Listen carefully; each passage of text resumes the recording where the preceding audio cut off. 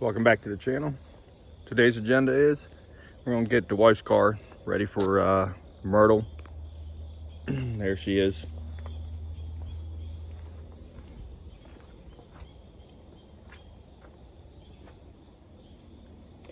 Just got to change the oil in it and just go over it, make sure it's gonna be all right for the trip.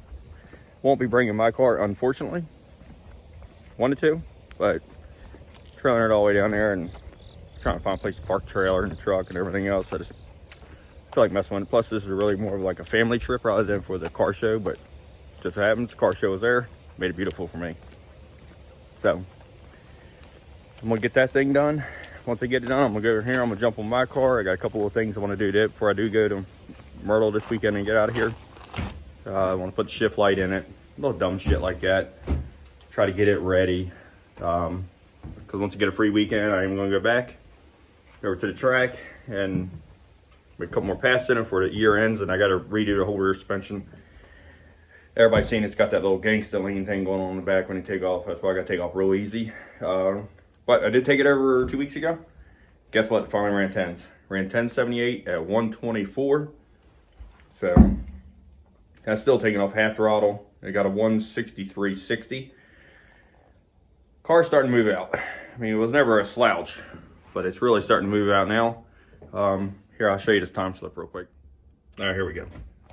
So, best pass of the car right here. 1078, 124. You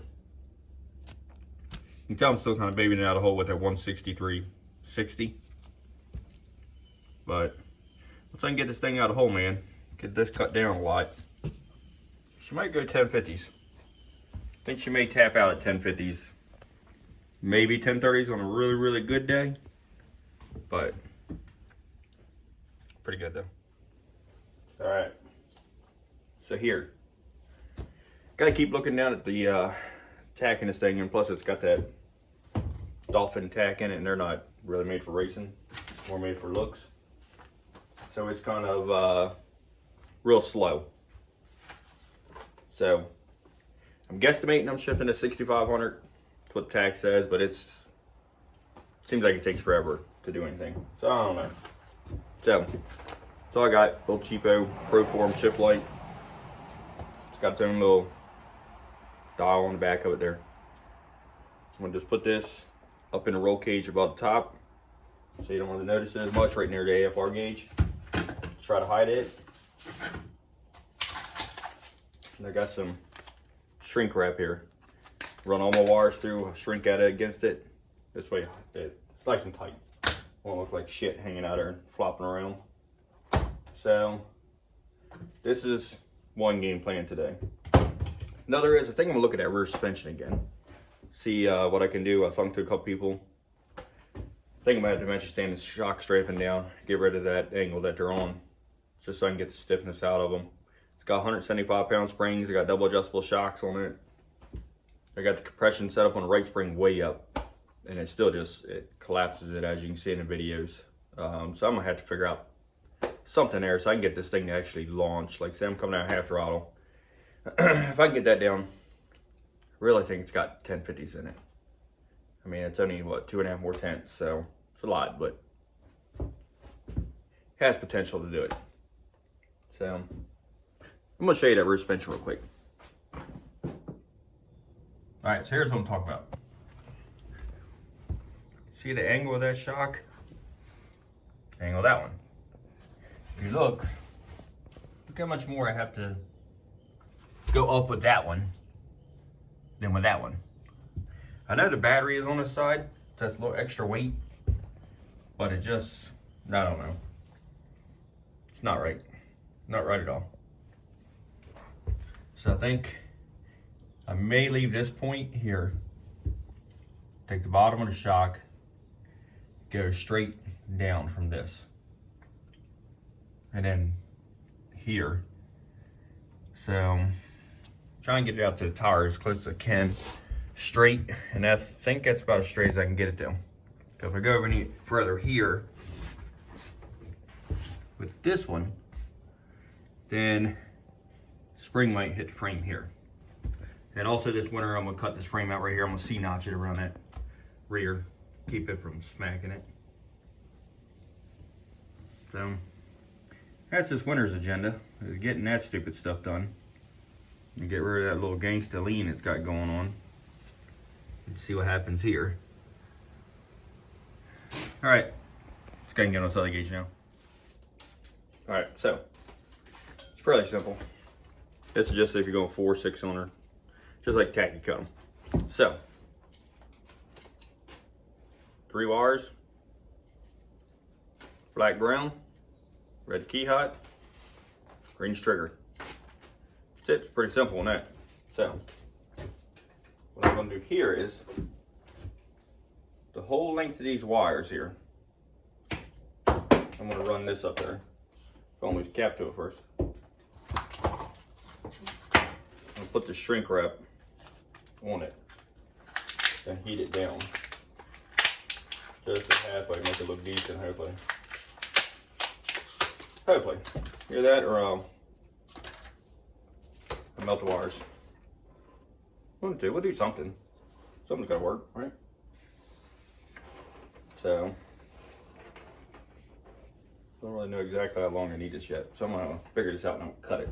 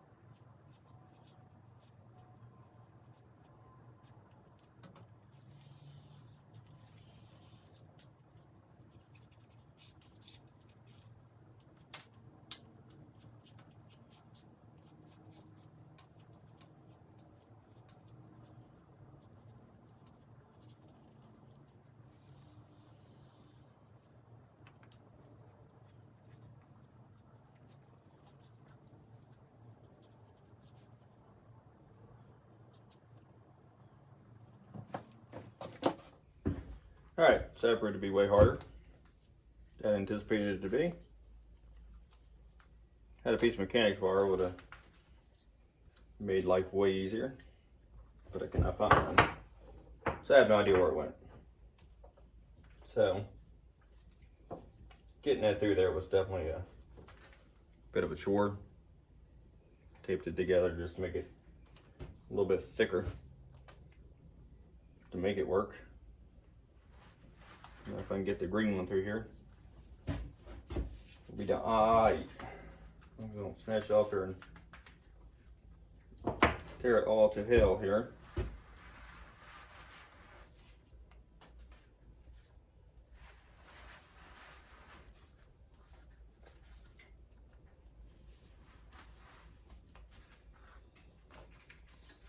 Definitely a little bit of a workout though, getting this through there.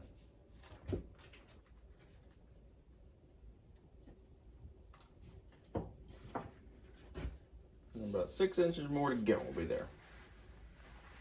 Got it. There we go. Now, slide that sleeve up on there just a little bit more. Right there at work. So, there it is. There it is. Boom. I'm gonna heat this up, shrink it down real good, and get ready to put her in finally. I'm gonna use a heat gun. I wasn't gonna give him a mini torch, but try this.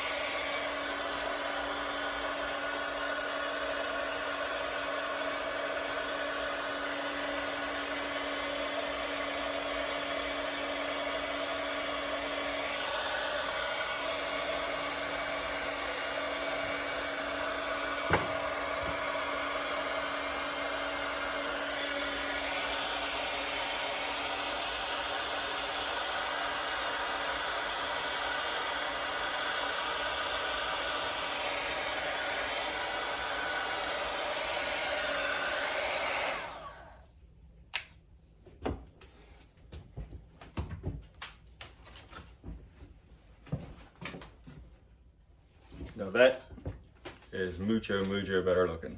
Look at that. Whole lot better. Oh, floppy wires.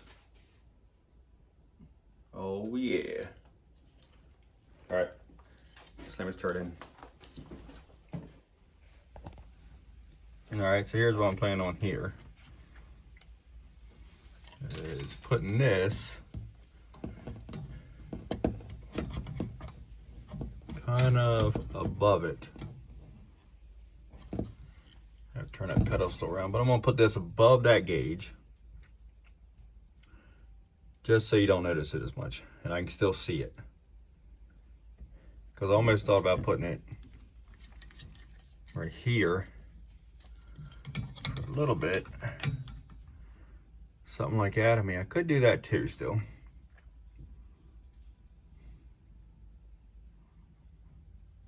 I don't know.